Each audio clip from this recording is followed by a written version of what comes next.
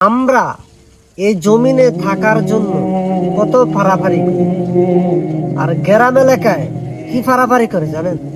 চার দোকানে গিয়ে তারা প্রোপাগান্ডা করে কার বউ কি সুন্দরী, কার বউ কেমন, কার ঘরে ঝগড়া হয়েছে, কার ঘরে কি হয়েছে, এই চিন্তায় চেতনা করে থাকে।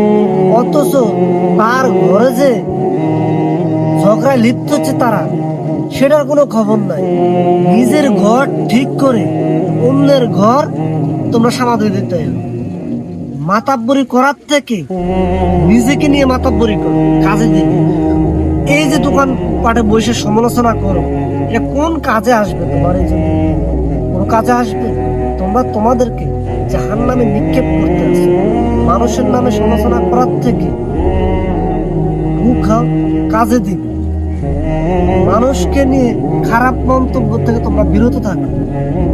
তোমার কাছে তো কেউ কিছু চায় না তোমাদের কাছ থেকে, তাহলে কেন তোমরা মানুষ হয়ে মানুষের নামে খারাপ কথাগুলো বলতে আসো? ওগুলা বিরত থাকো। একজন কিন্তু কাছে উপরে সব কিন্তু দেখে। নামাজ পড়া কপালের চামড়া ক্ষয় করে কোনো লাভ নাই। যদি আমল না করতে পারো, আগে আমল করো, ভিতরের মনটা দিলটা পরিষ্কার করো, তাহলে দেখবা ভালো পথে ফিরে আসবা।